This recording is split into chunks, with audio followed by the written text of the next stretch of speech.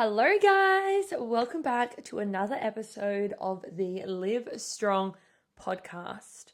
I'm back today with a bit more of an educational chit chat, let's call it, and less of a rambling chit chat because I thought it was time that we got back on the fitness bandwagon. I think the last few podcasts have been just a bit personal, really, when we think about it. A lot of wedding talk, bits and bobbles. And if I'm going to be completely honest with you guys, the next one we're going back to talking about me again. So I thought in the mix, let's talk about some fitness things because I guess this still should be the backbone of this podcast to some degree, at least. Honestly, what even is the purpose of the podcast?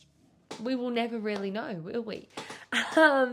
But today I wanted to talk about the all or nothing approach. And, I don't really know if it's a specific name like that, but I guess a lot of you guys would probably know what I'm talking about when I say the term all or nothing. And this sort of has come up as a topic for me to talk to you guys about today because at the gym, we're currently doing one of our 8-week lifestyle transformations, which essentially is an 8-week challenge within our gym. Now, a lot of gym challenges get really bad raps, because they can be quite toxic. They can actually teach you a lot of bad habits. They end up causing a lot of people with a lot of eating disorders, like a lot of mental health, body image issues. So a lot of negative things come from gym challenges. And because of that, they have a really bad reputation with a lot of people. And I know this, and it's something that I've actually been aware of since I ever started doing something like this. And I don't know if this is funny to say, but I feel like I always knew what the outcome of these gym challenges were. Even when I was younger, like a younger trainer myself, because I've been doing this we're getting close to 10 years, people. I think that's a long time, don't you reckon? But even when I first started out, I was never a fan of gym challenges. It just was never in my DNA to believe that by restricting someone for 8 weeks was going to get them results, right? So, in saying all this, and why I'm rambling on about that to you guys, is because I've called our challenge a lifestyle transformation literally since the first one we ever did back in 2020. And we've done, I think this is our 12th one now. Obviously had a rebrand and everything in the middle, so we're not really counting them anymore, but it is the 12th one if we were counting.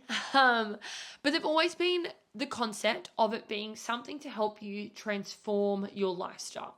So yes, I want people to get results during these 8 weeks. Of course, I want them to work towards their goal, maybe even achieve part of their goal within this 8-week period. If we're not achieving things, if we're not moving forward, you're going to lose motivation, right? So I want that to still happen, but I'm always super hyper fixated on the concept that we're also here to just learn from our mistakes, learn things we've never learned before, and just to literally better ourselves. Because by bettering yourself, you are going to be able to work towards your goals. Because more times than not, in order for us to achieve something new, we've got to do something new.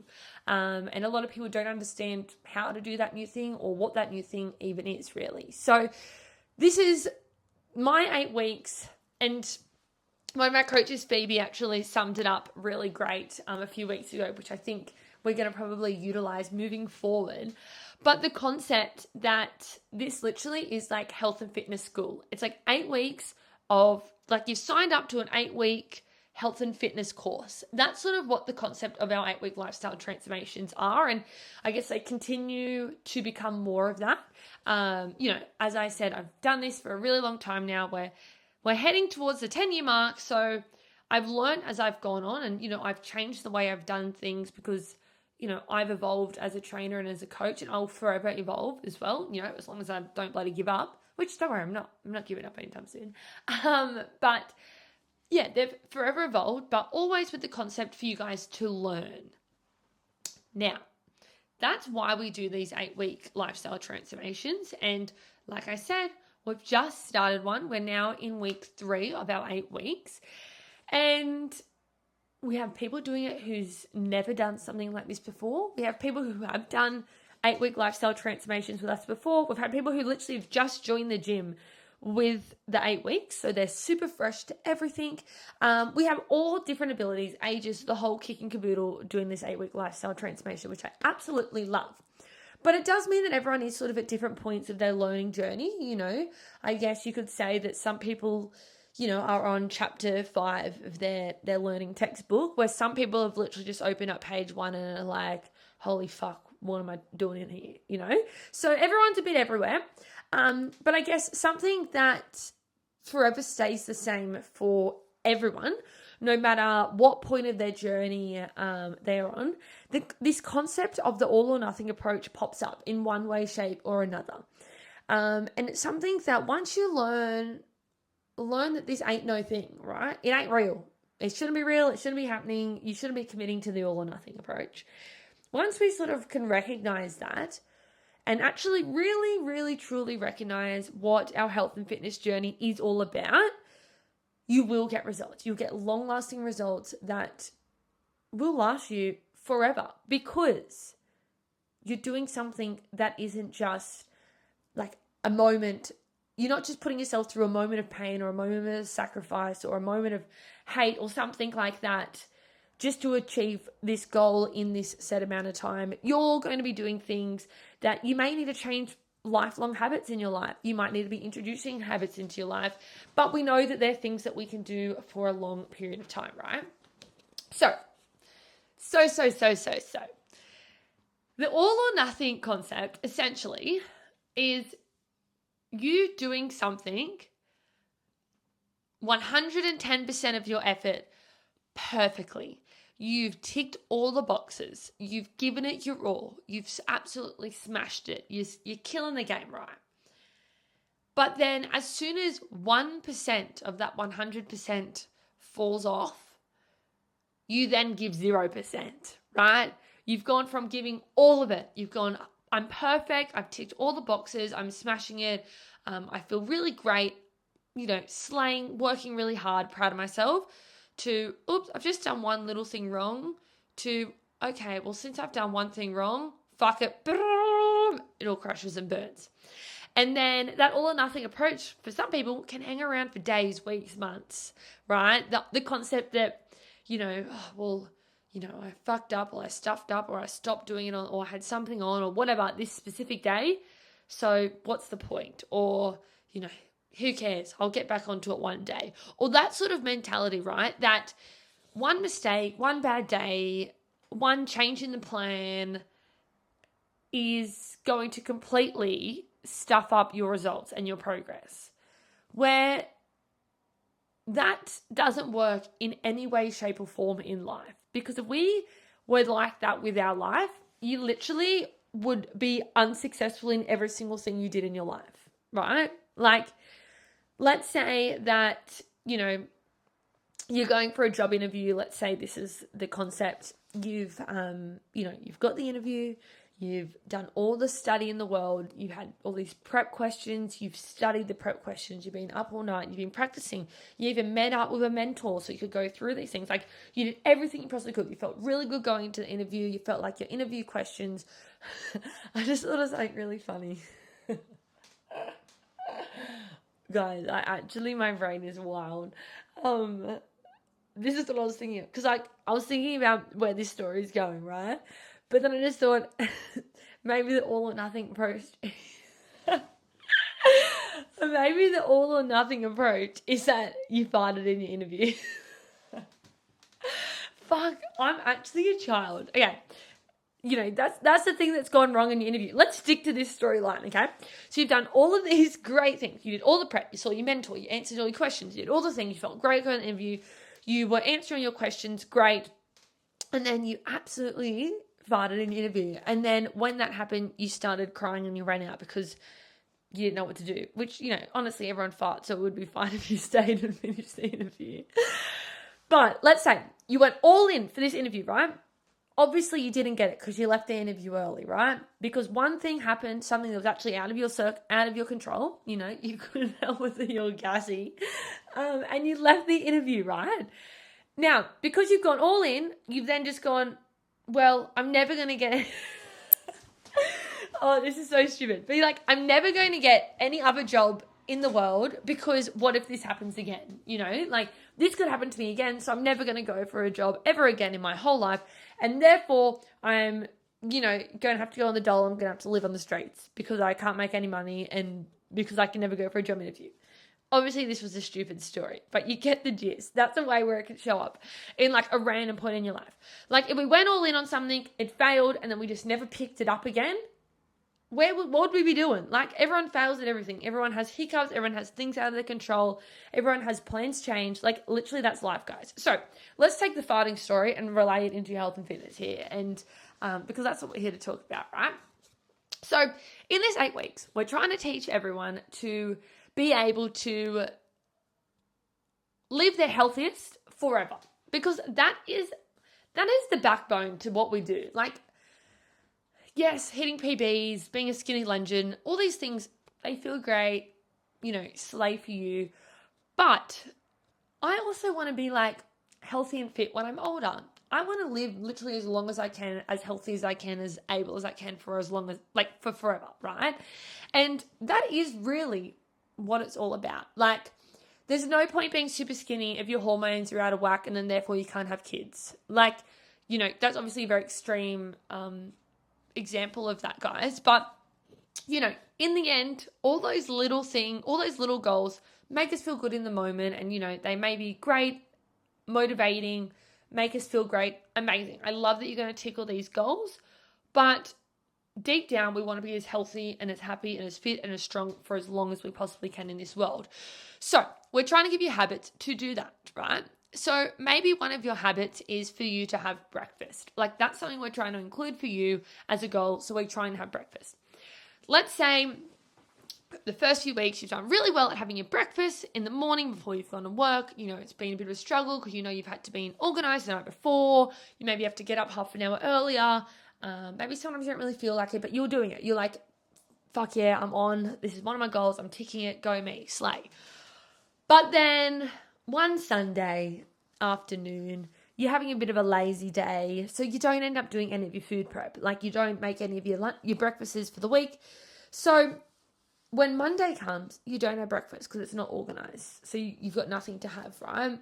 And when you come home from work on Monday night, you could have prepped your food. Like you could have got your food ready for Tuesday, but you've literally gone, well, I didn't do it on Sunday, so I'm not going to prep my food today. You know, I'll do it again next week. Next Sunday, I'll do my food prep again and we'll get back on track next week.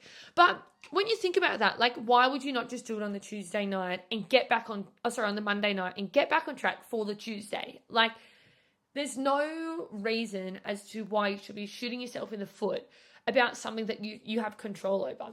And, you know, that's a one that is quite common. People don't do their food prep and then they say, well, I'll do it next week. You know, I've been too busy to do it. I'll do it next week. Where realistically, you probably could have just got back on the bandwagon, right? Another big one is when people go out. Like people have, let's say Saturday night, they have a party or whatever. They've been out and about, drinking, eating, absolutely sliving, which we love. And I absolutely recommend you living your life and still being a normal person throughout your health and fitness journey.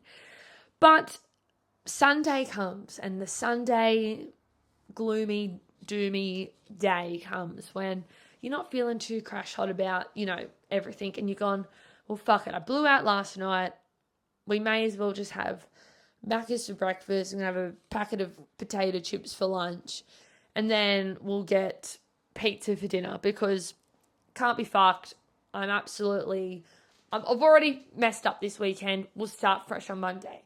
Again, if on Sunday we decided to make better choices, we therefore would be a few steps ahead of ourselves already, right? Like every decision after that Saturday night was a poor decision, which continued to put us backwards. And something like that, when we, you know, are making decisions in the heat of the moment, these are all learning lessons, guys, and it is something that we can learn about. But the idea that, you know, I'm 100% all in and I can't make any mistakes, it doesn't work. Again, my last example for you guys is with training. Like People might be like, I'm going to train 5 days this week, Monday to Friday. I'm coming every day, I'm doing it, go me 5 sessions. And maybe you have done 5 sessions a week for the past 2 weeks. But then a week comes and, oh, my back's actually a bit sore. My back's a bit sore this week. I'm not going to come. I'm not going to come to the leg day because my back's a bit sore. But then you don't come the next day, which is an upper body day. Let's say the next day is an upper body day. Maybe you could have come and we maybe could have made some adjustments to your training. The back being sore probably isn't a good example because if your back was actually quite sore, I would recommend you to rest. Let's take that example and go again, guys. Let's say you're training 5 days a week, but then one afternoon you have to stay back at work. So you couldn't train that day. So you missed one day. It was a Wednesday, so you've still got 2 days left. But because you missed the Wednesday, you've had the idea that I'm not going to get all my tallies this week. I'm not going to get all my sessions in this week. So who cares? I'm going to go home. A big day on Thursday. I'm just going to go home. Again, you get the idea. It's the lead on effect. The one thing leads to the next. And you just need to pick up from where you've literally left off. One thing doesn't need to lead to the next thing in every way, shape or form. I'm telling you now, there's no area in your life where you can be perfect all the time and you can't experience problems, can't experience, little surprises that are going to throw you out of whack. So I guess my hope and dream from this little ramble that I think I've gone a bit off track there at the end of my first story I gave you there. But my goal for you is to really think about aspects of your life where you do go all in 110%, and don't give yourself any grace for any error, because error is literally a part of life. And if we didn't make mistakes, we would never learn. So you need to allow yourself to, have that buffer space to stuff up or for things to happen and for you needing to pick yourself back up and get back on plane. Because, this health and fitness thing is forever, guys. So you are going to have times when you can't train every week. Maybe you are someone who does have back pain. I'm actually going to have to miss 3 sessions this week because, I need to recover. I need to regroup. And that's okay. It is okay to not be 100% on plan. No one's going to yell at you. Well, at least I'm not going to yell at you, but you know what I mean? So hopefully you've learned something from this after my really ramble. Next week, I'm going to have a special guest on the potty, which will be super fun and fresh. But let me know if this has sort of been helpful, or maybe just a little bit of an insight of, or a wake-up call. I think sometimes we all get stuck in the idea that, you do something wrong, or, you have that extra snack, you have, that extra chocolate, and you think it's all over for the day or it's all over for the week. It's not. You get to choose what happens next. You are the creator of your life. That next decision is yours to make. You can make a good one, you can make a shit one. So try and make as many good ones as you can. Anyway, this is Liv reporting in from the Live Strong podcast. Another ramble, but at least this one was sort of informative rather than me just rambling. Actually, look, let's be honest. Me talking about farts was not informative at all. Anyway, I'm going now. Like, review, subscribe, follow the Instagram, send me questions, send me reviews, and I'll see you next week.